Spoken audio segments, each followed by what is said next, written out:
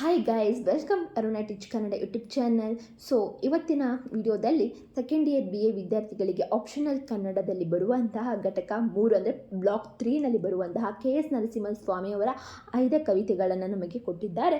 So ಮೊದಲು ಅವರ ಕವಿ ಪರಿಚಯನ ಮಾಡಿಕೊಂಡ ನಂತರ ಗೃಹಲಕ್ಷ್ಮಿ ಅದರ ಬಗ್ಗೆ ಆ ಒಂದು ಕವನದ ಬಗ್ಗೆ ನಾನು ನಿಮಗೆ ತಿಳಿಸ್ತಾ ಹೋಗ್ತೇನೆ. ಸೊ ವಿಡಿಯೋ ಎಂಡ್ವರೆಗೂ ಮಿಸ್ ಮಾಡಿದೆ ನೋಡಿ ಅಂತ ಹೇಳ್ತಾ ಲೆಟ್ಸ್ ಸ್ಟಾರ್ಟ್ ದ ವಿಡಿಯೋ. ಕವಿ ಪರಿಚಯ. KS ನರಸಿಂಹಸ್ವಾಮಿಯವರು ಜನಿಸಿದ್ದು ಮಂಡ್ಯ ಜಿಲ್ಲೆ ಕೃಷ್ಣರಾಜಪೇಟೆ ತಾಲೂಕಿನ ಕಿಕ್ಕೇರಿಯಲ್ಲಿ 1915 ಜನವರಿ 27ರಂದು ತಂದೆ ಸುಬ್ಬಯ್ಯನವರ ಹಾಗೂ ತಾಯಿ ನಾಗಮ್ಮನವರ ಮಗನಾಗಿ ಜನಿಸ್ತಾರೆ.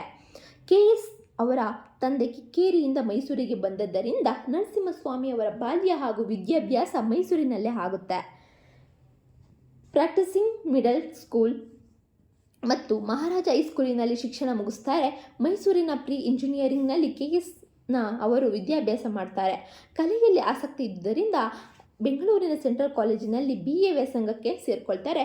ಹಾಗೆ ಊಟ ವಸತಿಗೆ ಇದ್ದ ತೊಂದರೆಯಿಂದ ವಾರನೊಡನೆ ಶ್ರದ್ಧೆಯಿಂದ ಓದನ್ನು ಮುಂದುವರಿಸಿದರು. ಮನೆಯಲ್ಲಿದ್ದ ತೊಂದರೆಗಳಿಂದಾಗಿ ಪದವಿಯನ್ನು ಪೂರ್ಣಗೊಳಿಸಲಾಗಲಿಲ್ಲ.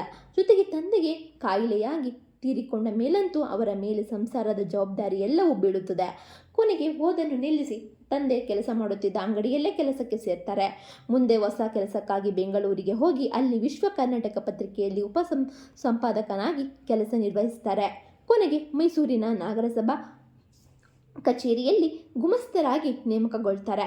ಬೆಂಗಳೂರು, ಮೈಸೂರು ಹಾಗೆ ನಂಜನಗೂಡಿನಲ್ಲಿ ಕಾರ್ಯನಿರ್ವಹಿಸಿ 1970ರಲ್ಲಿ ನಿವೃತ್ತರಾಗುವ KS ಅವರು ವೃತ್ತಿಯಲ್ಲೂ ಜನಪ್ರಿಯತೆ ಹೊಂದಿದ್ದರು. ನಿವೃತ್ತಿಯಾದ ಮೇಲೆ 1970 ಮತ್ತು 1974ರವರೆಗೆ ರಾಜ್ಯ ಸಾಹಿತ್ಯ ಅಕಾಡೆಮಿಯಲ್ಲಿ ಸಾಹಿತ್ಯಾಧಿಕಾರಿಯಾಗಿ 1974 ಮತ್ತು 1976ರವರೆಗೆ ಯುವ ಕರ್ನಾಟಕದ ಸಂಪಾದಕರಾಗಿ ಕೆಲಸ ಮಾಡ್ತಾರೆ.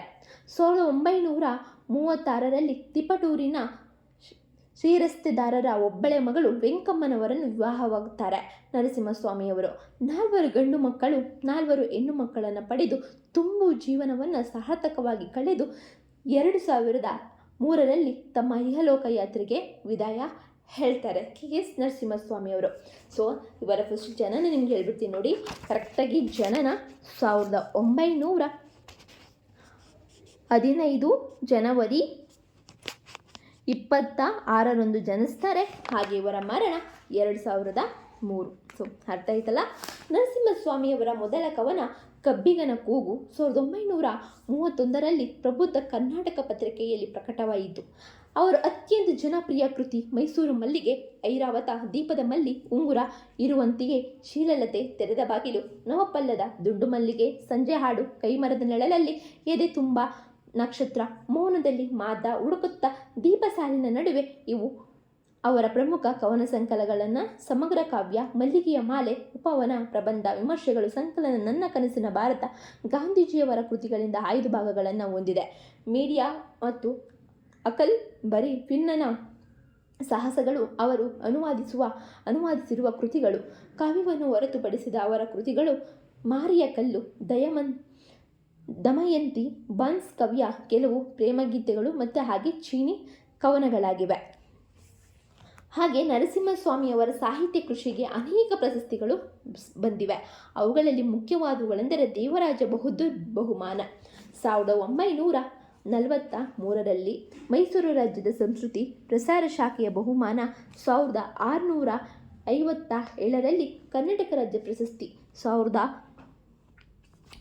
1632ರಲ್ಲಿ, ಕೇಂದ್ರ ಸಾಹಿತ್ಯ ಅಕಾಡೆಮಿ ಪ್ರಶಸ್ತಿ, ಹಾಗೆ 1678ರಲ್ಲಿ ಕನ್ನಡ ಸಾಹಿತ್ಯ ಪರಿಷತ್ನ ಗೌರವ ಫೆಲೋಶಿಪ್, 1985ರಲ್ಲಿ ಕೇರಳದ ಕವಿ ಕುಮಾರನ್ ಆಸನ್ಸ್ ಪ್ರಶಸ್ತಿ, 1983ರಲ್ಲಿ 60ನೇ ಅಖಿಲ ಭಾರತ ಕನ್ನಡ ಸಾಹಿತ್ಯ ಸಮ್ಮೇಳನ ಅಧ್ಯಕ್ಷತೆ, 1990 ಬೆಂಗಳೂರು ವಿಶ್ವವಿದ್ಯಾಲಯದ ಗೌರವ ಡಾಕ್ಟರೇಟ್, 1902 ಪಂಪ ಪ್ರಶಸ್ತಿ, 1900 6 ಮಾಸ್ತಿ ಪ್ರಶಸ್ತಿ 1906ರಲ್ಲಿ ಕೇಂದ್ರ ಸಾಹಿತ್ಯ ಅಕಾಡೆಮಿಯ ಗೌರವ ಫೆಲೋಶಿಪ್, 1999ರಲ್ಲಿ ಗೊರೂರು ಪ್ರಶಸ್ತಿ, ಹಾಗೆ 2000ರಲ್ಲಿ ಸಿಗುತ್ತೆ. ಗೌರವ ಅಂದರೆ ಕೇಂದ್ರ ಸಾಹಿತ್ಯ ಅಕಾಡೆಮಿ ಗೌರವ ಫೆಲೋಶಿಪ್ ಅವರಿಗೆ 1999ರಲ್ಲಿ ಸಿಗ್ತದೆ. ಹಾಗೆ ಗೊರೂರು ಪ್ರಶಸ್ತಿ ಅವರಿಗೆ 2000ರಲ್ಲಿ ಸಿಗುತ್ತೆ. So I hope you guys ನಿಮ್ಗೆ ಅರ್ಥ ಆಗಿದೆ ಕವಿ ಪರಿಚಯ ಅಂತ ಹೇಳ್ತಾ, ಸೊ ಇವಾಗ ನಾವು ಕವನದ ವಿಶ್ಲೇಷಣೆಯನ್ನು ನೋಡೋಣ. ಅಂದರೆ ಗೃಹಲಕ್ಷ್ಮಿಯದ ವಿಶ್ಲೇಷಣೆ ನೋಡೋಣ. ಮೈಸೂರು ಮಲ್ಲಿಗೆಯ ಕವನಗಳ ವಸ್ತು ಹೆಚ್ಚು ಕಡಿಮೆ ಒಂದೇ ರೀತಿಯಾಗಿದೆ. ದಾಂಪತ್ಯದ ಸಫಲತೆಯ ಕಲ್ಪನೆಯೇ ಇಲ್ಲಿನ ವಸ್ತು ಮತ್ತು ಪ್ರಮುಖ ಆಶಯ. ಎಲ್ಲೋ ಒಂದೆರಡು ಬಾರಿ ವಿವಾಹ ಪೂರ್ವದ ಸಫಲತೆಯ ಕಲ್ಪನೆಯೇ ಇಲ್ಲಿನ ವಸ್ತು ಮತ್ತು ಪ್ರಮುಖ ಆಶಯ. ಎಲ್ಲೋ ಒಂದೆರಡು ಬಾರಿ ವಿವಾಹ ಪೂರ್ವದ ವಿಷಯ ಬಂದರೂ ಕೂಡ ಅದು ವಿವಾಹದ ಸಿದ್ಧತೆಗೆ ಮೀಸಲಾಗುತ್ತದೆಯೇ ಹೊರತು ವಿವಾಹ ಪೂರ್ವದ ಪ್ರಣಯವಾಗಲಿ ಎಲ್ಲರನ್ನೂ ಎದುರಿಸಿ ನಿಂತ ಪ್ರೇಮ ವಿವಾಹದ ಕಲ್ಪನೆಯಾಗಲಿ ಇಲ್ಲಿ ಬರುವುದಿಲ್ಲ. ಇಲ್ಲಿ ಮಾನ್ಯತೆ ಇರುವುದು ದಾಂಪತ್ಯದ ಕೋಮಲ ಭಾವನೆಗಳೇ ಹೊರತು ಸಂಘರ್ಷದಿಂದಲೋ ಆದರ್ಶದ ಹಿನ್ನೆಲೆಯಿಂದಲೋ ಪಡೆದುಕೊಂಡಂತಹ ಆಕರ್ಷಣೆಯೇ ಅಲ್ಲ, ಪ್ರೀತಿಗಲ್ಲ. ಅದಕ್ಕೆ ಏನೋ ಸಹೃದಯ ಓದುಗರ ಅಂತಃಕರಣವನ್ನು ಈ ಗೀತೆಗಳು ನೇರವಾಗಿ ಮುಟ್ಟಿ ಮೈಸೂರು ಮಲ್ಲಿಗೆಯ ಕಂಪಿನ ಆನಂದವನ್ನು ನಿರಂತರವಾಗಿ ಆಘ್ರಾಣಿಸುವಂತೆ ಮಾಡಿದೆ. ಗೃಹಲಕ್ಷ್ಮಿ ಕೆ. ಎಸ್. ನರಸಿಂಹಸ್ವಾಮಿಯರ ಪ್ರಣಯ ಕವನಗಳಲ್ಲಿ ಬರುವವರು ಹೊಸಗಾರೆಯದ ದಂಪತಿಗಳು. ಇಲ್ಲಿನ ಪ್ರಣಯ ಚಿತ್ರಣವೆಂದರೆ ಸಂಸಾರ ಜೀವನದ ಒಂದು ಹಂತದವರೆಗಿನ ಸೀಮಿತ ವಲಯ. ಗೃಹಲಕ್ಷ್ಮಿ ಕವನದಲ್ಲಿ ಹೊಸ ಅರೆಯದ ಗಂಡನ ಮನಸ್ಸನ್ನು ಗೆದ್ದ ಹೆಂಡತಿಯ ಚಿತ್ರಣವಿದೆ. ನನ್ನವಳು ನನ್ನೆದೆಯ ಹೊನ್ನಾಡುನಾಳುವಳು, ಬೆಳುಗೆನ್ನೆಯ ಚಿನ್ನ ನನ್ನ ಮಡದಿ, ಒಳೆಯ ಸುಳಿಗಳಿಂತ ಆಳ ಕಣ್ಣಿನ ಚೆಲುವು, ಅವಳೊಮ್ಮೆ ಎರಳಕ್ಕೆದರಿ ಕಪ್ಪುಗರುಳನ್ನು ಬೆನ್ನ ಮೇಲೆಲ್ಲ ಹರಡಿದರೆ ದೂರದಲ್ಲಿ ಗಿರಿಯ ಮೇಲೆ ಇಳಿದಂತೆ ಇರುಳ ಮಾಲೆ. ಕವನಕ್ಕೆ ಕೊಟ್ಟಿರುವ ಹೆಸರೇ ಅತ್ಯಂತ ಅರ್ಥಪೂರ್ಣವಾಗಿದೆ. ಮದುವೆಯಾದ ಗಂಡನಿಗೆ ಪ್ರಣಯಿಯಾಗಿರುವ ಹೆಂಡತಿಯಾಗಿಲ್ಲ. ಆ ಪತ್ನಿ ಆತನ ಮನೆಗೆ ಲಕ್ಷ್ಮಿಯಂತಿದ್ದಾಳೆ. ಇದು ಪ್ರಣಯವನ್ನು ಮೀರಿದ ಜೀವನದ ಸಾಮರಸ್ಯ ಭಾವಕ್ಕೆ ಸಂದಂತಹ ಗೌರವ. ಆರಂಭದಲ್ಲೇ ಕವಿಯ ಸೂಕ್ಷ್ಮ ಪ್ರಜ್ಞೆ ನೀಡುವ ಚಿತ್ರಣ. ನನ್ನವಳು ಆಕೆ, ನನ್ನನ್ನೇ ಆಳುವವಳು. ಇದು ಗಂಡನ ಬಾಳಿನಲ್ಲಿ ಆಕೆಗಿದ್ದ ಸ್ಥಾನವನ್ನು ನಮ್ಮ ಮುಂದಿಡುತ್ತದೆ. ಮುಂದಿನ ಸಾಲುಗಳು ಬಾಹ್ಯ ರೂಪದ ಚಿತ್ರಣ. ಆಕೆಯ ಕಣ್ಣಿನ ಆಳ ಒಳೆಯ ಸುಳಿಯನ್ನು ಮೀರಿದ್ದು ಕಪ್ಪುಗೂದಲು ಗಿರಿಯ ಮೇಲಿಳಿದ ಇರುಳಿನಂತೆ ಕಂಡಿರುವುದು ಹೊಸದಾದ ಅದ್ಭುತ ಕಲ್ಪನೆಗಳು. ಕರೆದಾಗ ತೌರ್ಮನೆ, ನೆನೆದಾಗ ನನ್ನ ಮನೆ, ಹಳ್ಳಿ ಎರಡರ ಮುದ್ದು ಬಳ್ಳಿ ಇವಳು. ಮುಚ್ಚು ಮರೆಯಿಲ್ಲದೆಯೇ ಅಚ್ಚ ಮಲ್ಲಿಗೆಯಂತೆ ಅರಳುತ್ತಿಹೋದಳ ಬದುಕು. ಬಂಗಾರದೊಡವೆಗಳ ಬಯಸಿಲ್ಲ ಮನಸ್ಸಿನಲ್ಲಿ, ಬಂಗಾರದಂಥ ಹುಡುಗಿ ನನ್ನೊಡವೆ ನನ್ನ ಬೆಡಗಿ. ವಿವಾಹವೆಂದರೆ ಎರಡು ಕುಟುಂಬಗಳ ಮಿಲನವೆನ್ನುವುದನ್ನು ಕವಿ ಇಲ್ಲಿ ನೇರವಾಗಿ ನಮಗೆ ಹೇಳ್ತಿದ್ದಾರೆ. ತೌರ್ಮನೆ ಗಂಡನ ಮನೆ ಎರಡನ್ನು ಸರಿದೂಗಿಸಿ ಎರಡು ಊರುಗಳನ್ನು ಬೆಸೆಯುವ ಬಳ್ಳಿಯಂತಿದ್ದಾಳೆ ಗೃಹಲಕ್ಷ್ಮಿ. ಆಕೆಯ ರೀತಿ ನೀತಿಗೂ ಗಂಡನಿಗೂ ಮುಖ್ಯವಾಗಿದೆ. ಅವಳು ಬದುಕು ಮಲ್ಲಿಗೆಯಂತೆ ಎಲ್ಲರಿಗೂ ಹಿತ ನೀಡುವ ರೀತಿಯಲ್ಲಿ ಅರಳುತ್ತಿದ್ದರೆ ಎಂದರೆ ಇಲ್ಲಿ ಆಕೆಯು ಸಹಿಷ್ಣುತೆಯೂ ಇದೆ. ಕುಟುಂಬದಲ್ಲಿ ಆಕೆಯ ನಡವಳಿಕೆಯು ಯಾವ ಮರೆಯೂ ಇಲ್ಲದೆ, ಗೊಂದಲಕ್ಕೆ ಈಡು ಮಾಡದಂತೆ, ನಿರ್ಮಲವಾಗಿ, ಶ್ರೀಮಂತಿಕೆಗೆ ಆಸೆ ಪಡದೆ, ಬಂಗಾರದ ಹಿಂದೆ ಹೋಗದ ಚಿನ್ನದಂತಹ ಹುಡುಗಿಯಾಗಿದ್ದಾಳೆ ಆಕೆ. ಹಸುರು ಸೀರೆಯನ್ನುಟ್ಟು ಕೆಂಪು ಬಳೆಗಳ ತೊಟ್ಟು ತುಂಬ ದನಿಯಲ್ಲಿ ಕರೆವಳೆನ್ನ ಚೆಲುವೆ, ಹಣೆಯ ನಾಳುವುದಳ ಕುಂಕುಮದ ನಿಡುಬಟ್ಟು ಲಕ್ಷ್ಮಿಯವಳೆನ್ನ ಮನೆಗೆ. ನಮಗಿರುವೆ ಸೊಗಸು ಬದುಕಿನ ಬಣ್ಣಗಳ ಸಂತೆ, ನಮಗಿಲ್ಲ ನೂರು ಚಿಂತೆ ನಾವು ಗಂಧರ್ವರಂತೆ. ಆರಂಭದ ಸಾಲುಗಳಾದ ಆಕೆಯ ಸೀರೆ ಕುಂಕುಮ ಬಾಹ್ಯದ ಚಿತ್ರಣಗಳು. ಆಕೆಯ ಕರೆಯೇ ಕವಿಗೆ ಮುಖ್ಯ. ಆಕೆಯ ರೂಪ ಮತ್ತು ನಡವಳಿಕೆಗಳು ಕವಿಗೆ ಆಕೆಯೇ ಮನೆಗೆ ಲಕ್ಷ್ಮಿ ಎನ್ನುವಂತೆ ಮಾಡಿದೆ. ಇಲ್ಲಿಯ ಆಶಯಗಳು ಏಕಾಮುಖ ಧೋರಣೆ ಎನಿಸಿದರೂ ಕೂಡ ದಾಂಪತ್ಯದಲ್ಲಿ ಸಫಲತೆಯನ್ನು ಪಡೆದ ಗಂಡಿನ ಮನಸ್ಸಿನ ಭಾವನೆಗಳನ್ನಬಹುದು. ಯಾಕಂದರೆ ಸಾಂಸಾರಿಕ ಜೀವನವನ್ನು ಸೋಲು ಗೆಲುವುಗಳ ವೈಚಾರಿಕ ವಿಮರ್ಶೆಗಳ ನೆಲಗಟ್ಟಿನಲ್ಲಿ ನಡೆಸಲಾಗದು. ಬದುಕಿನ ಕಷ್ಟ ಕಾರ್ಪಣ್ಯಗಳ ಅನೇಕ ಬಣ್ಣಗಳ ತೊಂದರೆಗಳ ಚಿಂತನೆಯನ್ನು ದಾಟಿ ನಾವು ಗಂಧರ್ವರಂತೆ ಬದುಕುತ್ತಿದ್ದೇವೆ ಎಂದು ನುಡಿಯುತ್ತಾರೆ.